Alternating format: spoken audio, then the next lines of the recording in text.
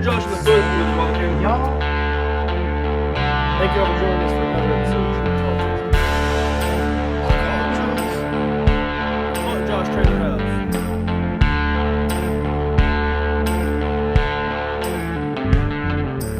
I've been drinking whiskey tonight. Lost my job, can't pay the light. In the morning I'll be alright. 'Cause I've been drinking whiskey all night. I said, Can we start a petition to get me a new co-host? I'm surprised you even know the word petition. I bet you can't spell that shit. Okay. So this is how tonight's gonna go. Wait, y'all are hosting? Apparently. Is this the first time you've seen a father and son host a show? Oh, and this is how it starts. Yeah, he's gonna be like, I'm Corey O'Grady, and it's Dad. Oh, Yay, son. go ahead. All right. When he fucks this up, this ain't gonna be the first time I was disappointed in him. This might be the best podcast I've ever been on, but please do your check. intros and shit. All right. Thank y'all for tuning in to another episode of True Tall Tales and Whiskey. Tonight we got Dev Wulf out tonight. He's from the Dallas area, and he's got a band called the Midnight Howl. Callie's brought him out here because they're good buddies, so we're gonna talk some shit and get to know him. Dev, how you doing tonight? I'm feeling fine. A little bit of the whiskey? A little bit of the whiskey, a little bit of the... Wait, are we censored on his thing? No. Can I say what I did? Okay, a little bit of whiskey, a little bit of weed. Hell yeah. You can beep. Alleged. Sharing is caring. No, I got it. No, feeling good, man. Happy to be here. Hell yeah. Let's talk about how I guess you came to know Brandon through the music scene and everything. Where are you from? Well, born and raised Houston. Moved up here in 2008, and didn't really get into the music until... Well, that's not true. It's a long story. But I will say I did play some shows back in like between 2008 2012, and then came back in 18, 19, and just started kind of doing the shit. Hell yeah. First band you were a part of was Texarkana? Yeah, that's when that was 2019, dude, 2020. And I think I was making a solo track. Then it was a single. It was more rock and roll, but man, I just really missed Americana. Hell yeah. And so I was talking to my buddy Guy Murillo, who was producing my solo track at the time. And I was like, man, what if we got our buddy Chris Norwood involved and we just made a trio and like songwriting, just started making Americana music, rock and roll, some Tom Petty, Bruce Springsteen shit, you know what I mean? Yeah. And it just kind of, did its thing. I mean, we fucking, we ended up winning KXT Tiny Cake contest for their 10-year, opened for some really cool people. And then pandemic happened and that got fun. Dropped a record in the middle of the pandemic. Hell yeah. But around that time, I think we added each other, Brandon. Well, I remember you came on my radar because Tara, the booker from Granada. He gave me a towel later. That's right. Yes, because solo gigs and shit. She hit me up and she was like, "You got to check out this band." And so I listened to the band, and that's how I met both you and Chris. That's right. Yeah, that's right. And I remember because it's like, man, I feel like I've been seeing you around, and I remember when I met you in the flat because we booked a show. You booked a show in Fort Worth at what was it, Main Street? Mass. Yeah. Yes. Oh God, I love that. That was a cool time. R.I.P. Are they dead? Yeah, they're dead. Motherfucker. So speaking of mass, mass. Somebody has a history Meth? in the church. That's a weird transition from meth to church. we're gonna roll with it. Like we all lived kind of methed up before we found the church. I won't do one And now we're just on meth. So starting out, I Wait. guess you had kind of a church beginning when it comes to Oh, your yeah, voice and some of these. Man, you're a good host. Am I though? You're just like, I know how to segue this. Yeah, I can get straight from meth to church easy. Like this is like telling my story. I mean, same in some sense. No, I'm just kidding. I'm sorry. My No, I grew up a church kid. I mean, I was baptized. Or not baptized. I was Protestant, so we dedicated. I guess it's the same thing. Less water. More whiskey. And more whiskey. I grew up Assemblies of God, like Pentecostal. She bought a Hyundai, should have bought a Kia. Tongue talking, Jericho march walking, falling out kind of stuff. Zach Roma would date all of the above. And my first time, or at least the first time I remembered being on stage, because I think there was one other time, like my dad was like, "Come sing, son." But the first time I was like, I'm on a team and I'm like playing music for real. I was 12 years old playing tambourine. That was the only thing. My mom was singing on the praise team, and the worship leader was like, "Oh, your mom sings. You got rhythm. Here's a tambourine. Get up on stage. We'll see you Sunday at 7." And I was like, cool. Just kept going. Worship leader at 17. Retired at 37, so 20 years of worship leading. And I was like, I got to play some rock and roll. And also, what the fuck am I doing with this? They don't pay. You probably don't remember this, but we were talking when we were it was at the opening bell. And the church thing came up. You said us church people, we all retire at some point. We do. When we retire hard. We retire hard. Not only do we retire the game, we hang the jersey, and then we ignore everyone's phone calls after that. We're like Mike Madonna whenever, So we're gonna suspend your jersey. He doesn't show up. I think he showed up, but he doesn't say much about the Stars. I don't know sports. I just know sports ball. Anyway, it's the same thing.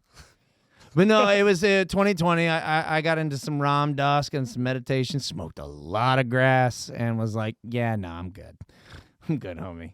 But I started the whole, if you're not familiar and you like Google like that ex-Christian popular, the deconstruction, I really went through a lot of that because a lot of my life was church. Like my musicianship, my identity as a musician was like, I am a musician for God, for Christ, for advancing the kingdom, that sort of talk, if you will. And I never pursued music outside of that. It was only reserved for that. And I tried to dip out and played some bars, but it was always for Jesus kind of stuff and ministerial shit. And I guess for me, one day I kind of woke up and I was like, what the fuck am I doing? Like, because I was stifling myself. I was singing like other people's songs, and I had a song to sing, and it wasn't about Jesus because I had some shit I needed to write about. And I think it was about 2020 when the pandemic happened. Shit got real weird across the globe. Like during the pandemic, you got politics raging, you got all this different stuff happening.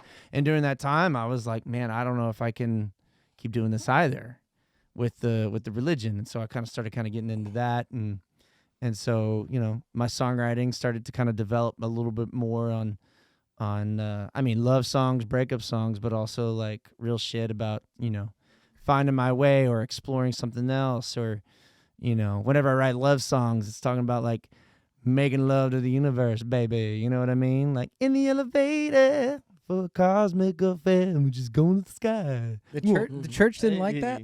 Oh, they don't call me anymore.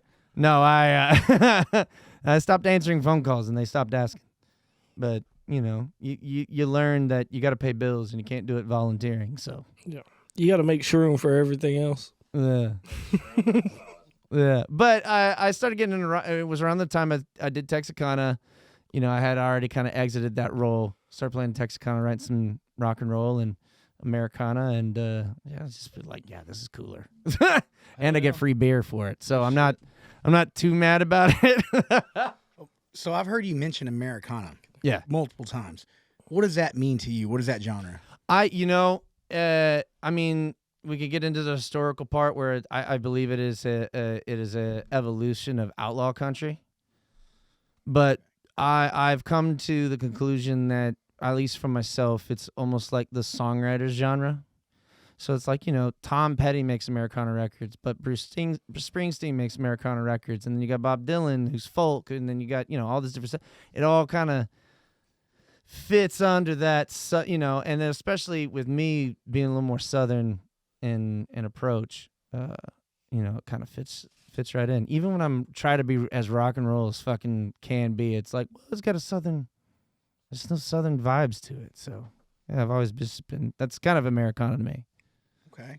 It's a melting pot. It's it really is. You can't truly define it like country or rock or rap or EDM and shit like that. Americana is like Americana's a spectrum. It's an area that's not pandering to anything. Yeah, anybody could really kind of fall into it, and it's funny. It's like even when I make solo shit, it's like there's that twang that kind of comes into it every once in a while. So yeah, anyway. I do love to hear the Springsteen reference. Yes. I'm a massive Springsteen fan. Me too. Yeah? I don't know if Me you know too. that about me. Yeah. Yes. I like Nebraska's a perfect That's example. the best top 10 albums ever. Yeah. To me. Oh, absolutely. And then I know he's not really the name you mention nowadays for reasons, but like Ryan Adams, his Heartbreaker record is iconic, and then he has the Cardinals, but then he also does like rock and roll and shit like that, but it all just kind of like it all falls into that. And then you got Sierra Farrell on the other side, who's Americana with the more like Western country. I hope I'm not bastardizing your genre, but you know what I mean. Not at all. These are all. I mean, it's pretty accurate. Corey's already Across the board. bastardized our whole show, so you're good. Yeah, and so like I generally tell people I'm just a rock vocalist. Whenever like what do I do specifically, just overall. I grew up loving all sorts of genres. I've played almost every single genre that that's at least the popular stuff. Like I've played for soul, I've played for R&B. I'm on like 2 rap tracks. I've done Hell yeah. Yeah, I've done the Coldplay shit. I've played the hardcore shit, the metal shit, U2 Christian band shit. I've done I did techno at one point. The MTV Music Generator. Hey. Damn, I remember. Not an ad. Yeah, that was my first time getting into like sound engineering. It was just all like blocks of just samples. Anyway, I just kind of got into everything growing up because, growing up a church kid, it came to one point in the 90s where it's like listening to anything other than Christian music was like not good. It was sinful. Devil's in the TV and the radio, so don't watch either of those kind of, mindset. And so I gravitated towards anything that made a sound and anything that I could do. Oh, yeah. Yeah. He gives me that vibe, like he ruined the family computer on LimeWire. Yeah. Napster. Me too. And some sketchy porn site, probably. Dude, we had Netgear and dial-up. It was yeah. Do y'all remember Sorry, Mom. the moment in time when Them Roblox boobs. when Metallica started suing people that were downloading their music? That's right. I'll So never forget that. my parents were terrified because they Assholes. went on our home computer and saw that I had downloaded a ton of Metallica songs. So they're like, we're going to get sued. We're going to go broke. We're We're gonna lose the house. It's over. I can't tell you what I've downloaded, but I have totally pirated so much shit that there was that one point where you're like, you download that one program or operating system that shall not be named for legal purposes, and you're like, I feel like the next move is where the feds show up. You just gotta get that feeling. You're Just like, waiting on a knock at the door. all right, I'm just gonna delete everything. They did show up at my house, but it was for my dad, not me. Luckily. We're And I want good. to ask you one question. Should I ask? What's up? On what you just said, like all those genres you went through. Yeah. What made you feel like yourself? What did you gravitate towards? When I, like When finding you my were- voice, you that were sort of all thing. those genres. It was different genres definitely you found? Creed. Can you say? No, that's a lie. I did have that record. That's It's the a only great record. record, It and is I will great. still stand by that. But you were stuck on Nickelback. 30 years later, I was stuck in Nickelback. I'll defend. No, honestly, what's wild about it is that there's a lot of there's a whole journey of identity crisis. I was very existential. Like I was emo before emo, and that sort of thing. I was always like, who am I? What am I? Where am I? Kind of shit. Cut my life into pieces. and I couldn't. Oh God! Don't get. Oh fuck. But it wasn't. Honestly, it wasn't until like recently. So I'm 38, right? And it wasn't until like a couple of years ago where I was really starting to kind of find myself, because when you grow up in the church, everyone's kind of deciding that or at least the culture, the church culture that I grew up with, because I mean, you know, especially in the Assemblies of God, Pentecostal, charismatic kind of communities, like culture is equal to gospel in a lot of ways, and so like you're kind of forced into this mold and opinion, and you follow those things. And for a kid like me who's like very neurodivergent and that sort of thing, you know, you're just trying to fit in because nothing else is working for you to like be a part of everybody else. So you just kind of fall into place with what people like about you. And that for me for a long time was music, but I would only cater to what sounded good to other people. And I didn't really learn about what my own voice was until I started writing like more real shit. Because I was writing, whenever I stopped writing Jesus music, I was writing love songs and heartbreak songs. Well, those are a fucking dime a dozen. And, you know, sometimes they can be good, but it's like everything you're writing is kind of bullshit at that point. Because I wasn't being me. I wasn't authentic. I wasn't being real because I didn't know what that was for myself. Well, it wasn't really until pandemic time, because I have a lot of free time at this point, and I really started to kind of like discover that a little bit more. And, I still write love songs, breakup songs, but then I started kind of writing the like, trauma shit, religious exit shit, True tall tales and whiskey shit. And true tall tales and whiskey shit, and just kind of start opening up. I stifled myself because I was afraid of what people might think. And, it wasn't until like I met my girlfriend and partner, Nicole Diobaldo, love you, baby, who began to like help me see myself for who I am. I always knew it was there, and it was a lot of suppression.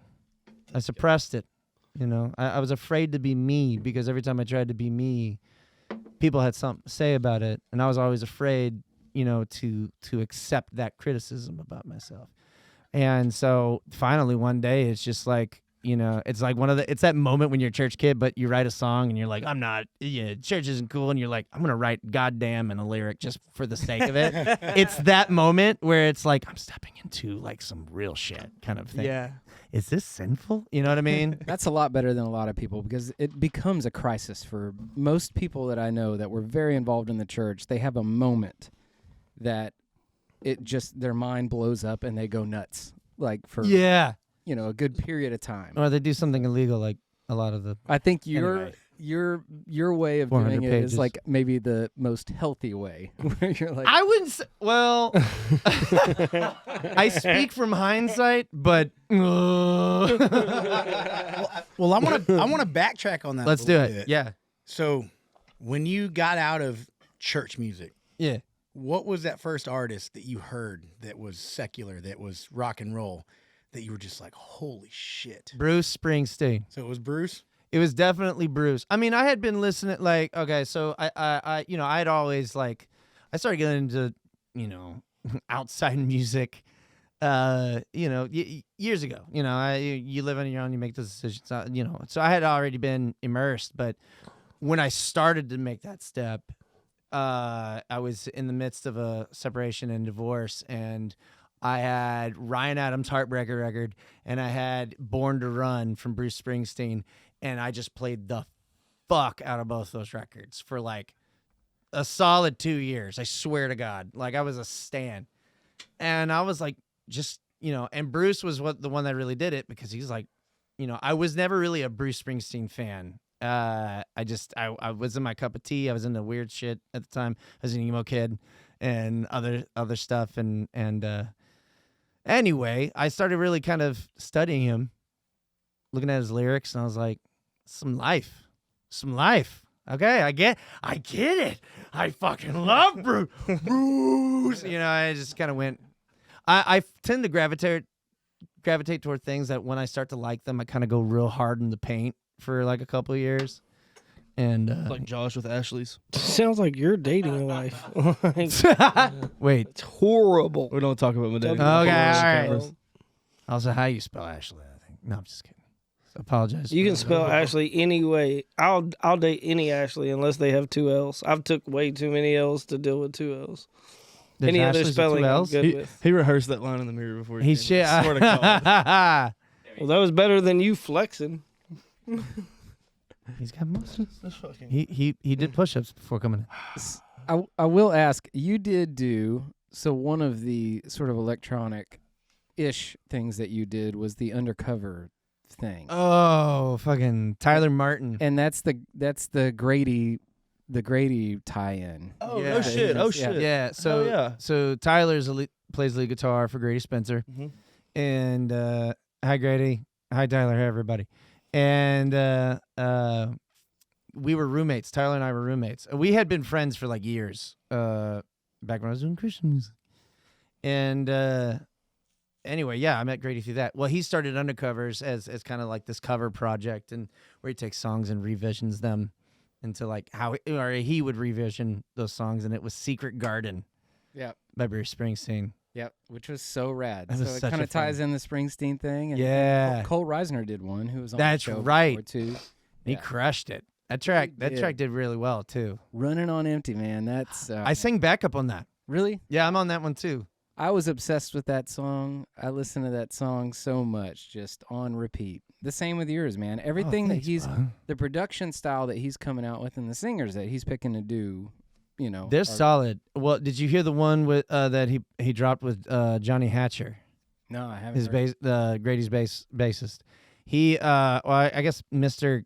Is it Mr. Grandpa Johnny? I'm so sorry, Mr. Grandpa. Anyway, he covers like this like R&B 80s tune. Fucking just slaps. I'll have to show you after the Very episode. cool. Yeah, Yeah, I love it. I love Yeah. it. Man, I want to talk to you about Doghouse. So, real quick, I want Yeah. to say, before I came over here, man, I was talking to my girl, and I was like, "Hey, let me show you this. Let me show you this dude we're about to interview tonight." I showed her the video, man, and she was digging it. Like, Yeah? you got a great sound, bro. Thanks, homie. Really cool, and I love your vocals on it, man. Yeah. I just want to know, like, you know, what's the story on that song? You know, how it came about, and Yeah. Well, There was of that some neat shit. there was some fun had that day. yeah, the music video, dude. The music video went crazy. The music video was wild. Like, what? That's a hell of a first impression, man. Now that, yeah. Now that you said the tambourine was your first instrument, the fact that you smashed that tambourine in the video is kind of symbolic. I have broken since 2019, since Texarkana. I've broken 14 tambourines. You make it a point. I don't need to buy expensive tambourines. That's the point. I have one tambourine I bought for like $25. It's a piece of shit. Sounds terrible. Cannot break it for shit. Cannot break it. Yeah, I've broken nylon, like hard plastic. This one just won't. It won't go. It won't go. It's wild. Doghouse was written. So I jam out with some friends. Will Von Bolton filmed it. And I play with him. We have this jam session on Sundays that I frequent with our friend JD Miller. And for context, JD Miller owns he co-owns an art gallery, Samuel Lynn Galleries, over in the Design District. And we like to have jam sessions with him. He's got a whole setup. And I don't know, we were just jamming out one day, and I had this tune pop up and da da da da da da da da da da da. And it wasn't as rock and roll. It was more soulful and a little more I'm not acoustic driven, but it was milder. It wasn't just as aggressive. And almost like, because I was getting real into Joe Cocker, which is kind of around when Midnight Howl, just before Midnight Howl started kind of doing the thing. And had it for the longest time, had it for a good 6 months. Couldn't come up with anything. And then one day when the Howl got together for the first time, I was like, well, I want to bring a song, and I've had this idea. I finally wrote it and brought it to the guys, and they helped me build it out. But the song is really just made up. Like, it just kind of like followed the trail of rhyme and influence. I love Nathaniel Rateliff and the Night Sweats. And so it kind of pulled a little bit from that, the Muscle Shoals sounds. Yeah, for sure. Bulldog Englishman. For sure. Yeah. Dude, it's a really fun song. Thank you. I really dig it. And so is that in the video, the guys you're playing with, that's your band? Is that the Midnight Howl, or? So that's the Midnight Howl. We transparency, we've changed a little bit on the personnel side, but that is those are the guys that helped me write a lot of the record that's coming out hopefully in the summer. Teaser. And but all those guys, it's Ben Fisher, Kyle Garrison, Chili Willie Netherland, he's gonna appreciate I said that, Matthew Vasquez, myself, a friend of ours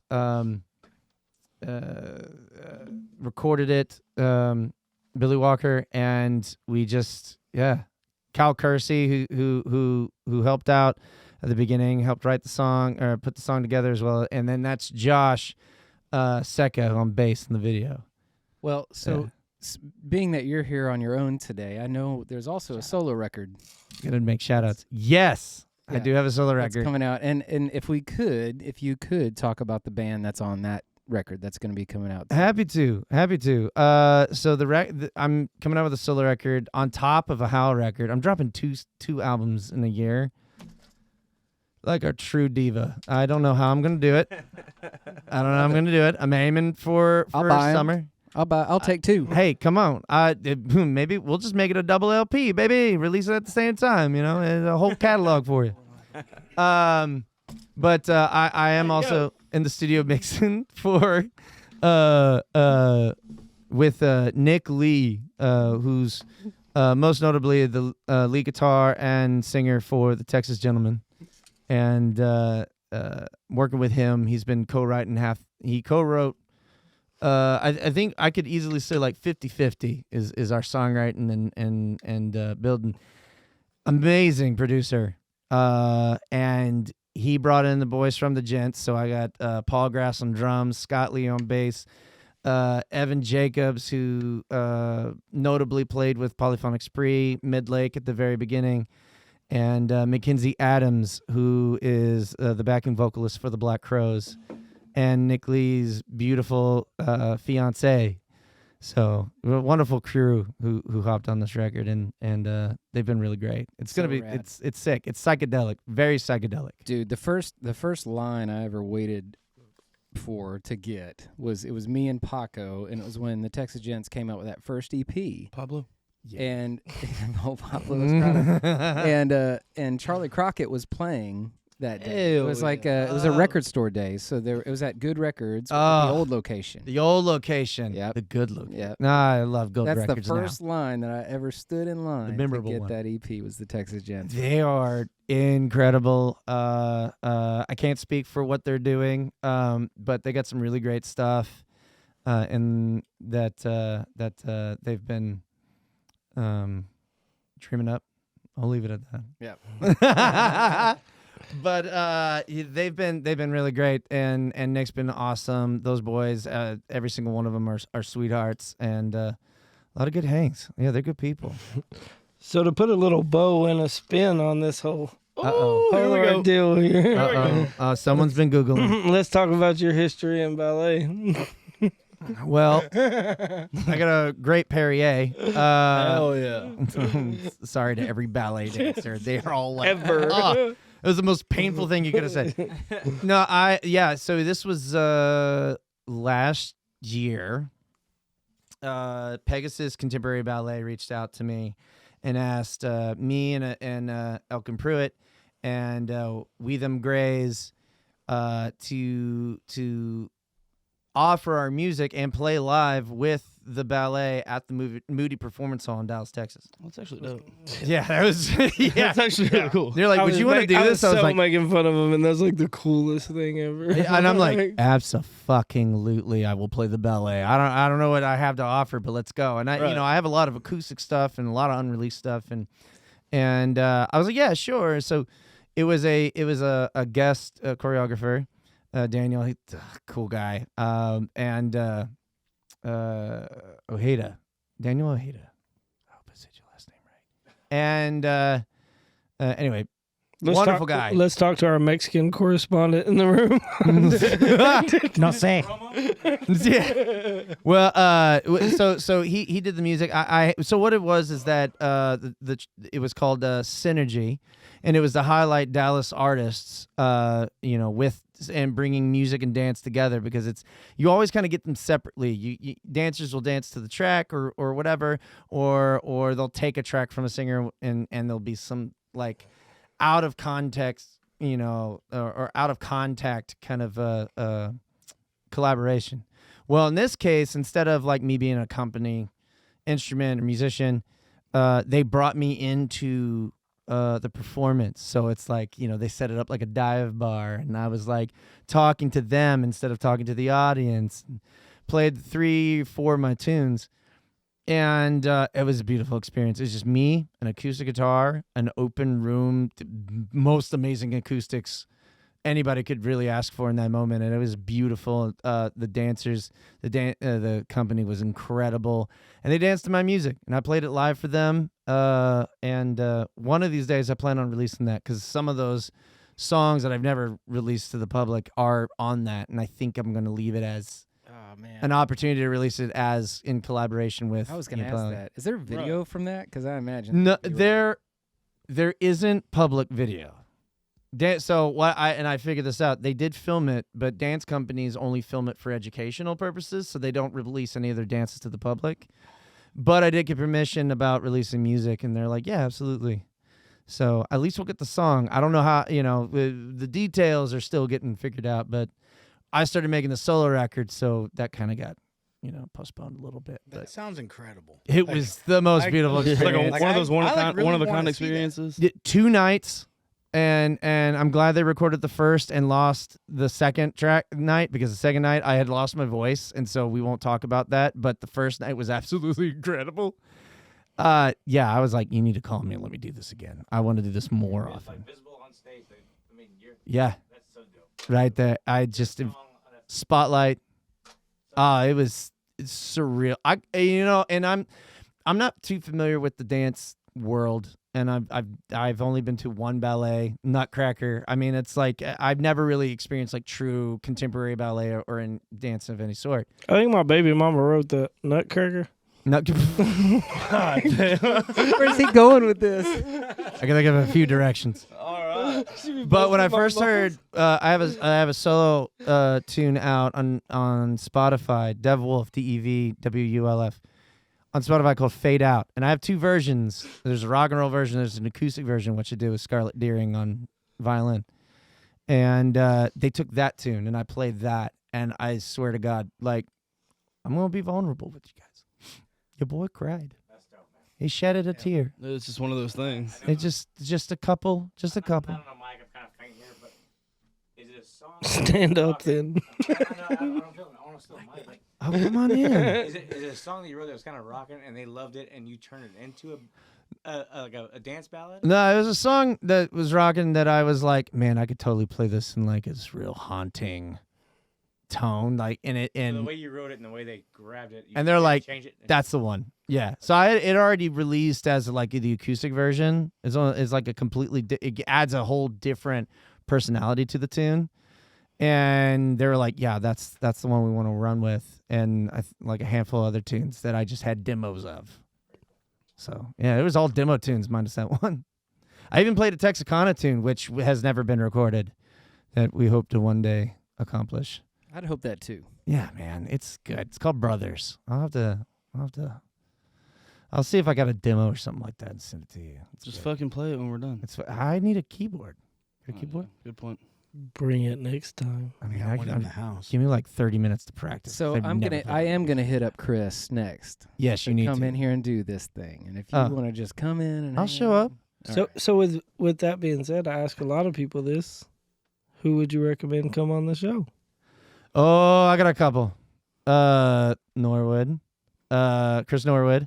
He just dropped a record, Knockout Dragout. Well done. Lots of horns. Love it.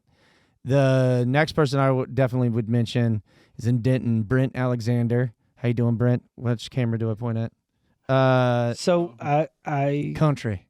I have been asked about this guy plenty of times, and I've looked into him. I've recommended him to Laramie at Sidekicks. He's a lot like Ryder Grimes. Dude is solid. Whom? Like he's solid. Brent Alexander. Oh, you've heard of him? Yes, sir. Oh, Solid. dude. Very solid dude. I met him on a large corporate network singing competition show that I can't mention for legal purposes because anyway, I can't talk about their contracts either. But I met him there in California, which I can't say. And yeah, dude, what you hear on his tracks, like, that's him in real life. The boy can turn his vocal, like he can run on a dime. Just like he can hit those runs. He can hit those runs, and his music's like real talk. A friend of mine from high school reached out and asked me if I could help him kind of like translate in this area. I think I've actually messaged Corey about him. He probably ignored me though. I ignore you a lot. Yeah, I know. Not everybody pays attention. Help us get Grady out here. Oh yeah, I would totally love to get Grady. I think we could do that with all our friends, like everybody. I love Grady's music, dude. No, I'll text him. Oh. And you could get him. You could bring out fucking Tyler. Yeah. You can bring Johnny Hatcher. He's Mr. Grandpa. He's got his own stuff. Is it Mr. Grandpa? I keep thinking of Uncle Grandpa. If anybody's ever seen that cartoon. Uncle Grandpa. But I think anyway. Sorry, Johnny, if I'm mispronouncing. Sounds like Johnny Hatcher. Josh Greathouse thing. Yeah, Uncle Grandpa definitely sounds like my family history. Damn sure. Sister Grandpa. Yeah, we don't got accents, but we got incest. All right, Dev, before we wrap up, you got any shows you want to shout out that are coming up? Man, I play at Twilight. I got a residency there. You can find me at a residency at Twilight Lounge, Deep Ellum, and then Firehouse in Grand Prairie if you're in the area. As far as other shows go, we're kind of keeping that on the hush until we can formulate a plan for an album release. Or double album release, I should say. Hell yeah. Eventually you'll hear that on the Midnight Howl. Yes. Double Howl.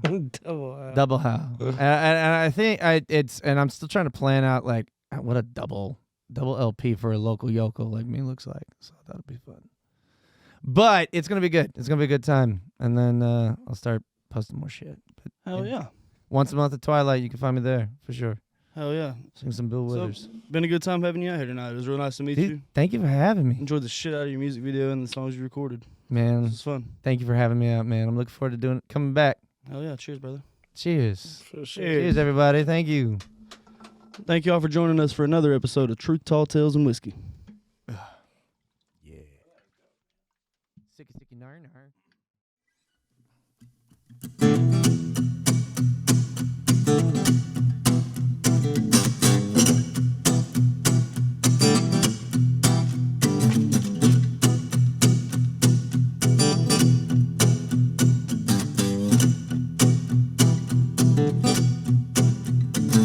Mama, have you heard that child is stuck in his old ways, running from them church bells for a larger offering plate?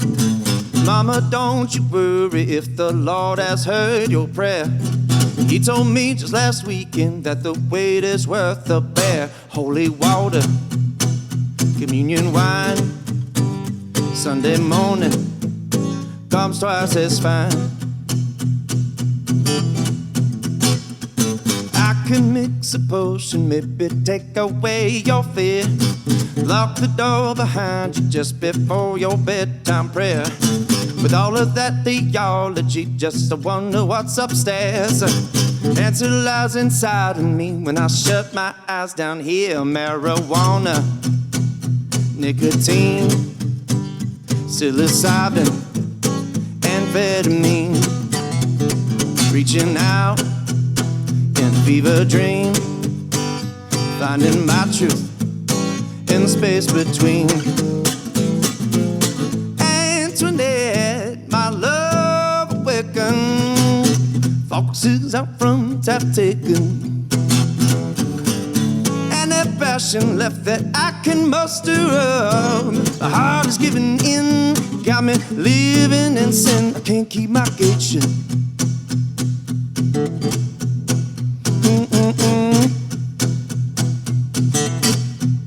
Can't keep my gate shut.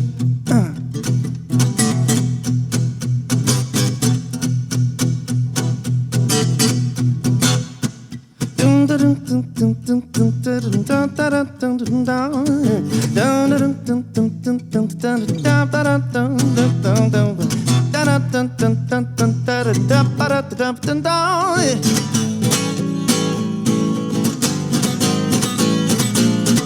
Antoinette, my love awakened.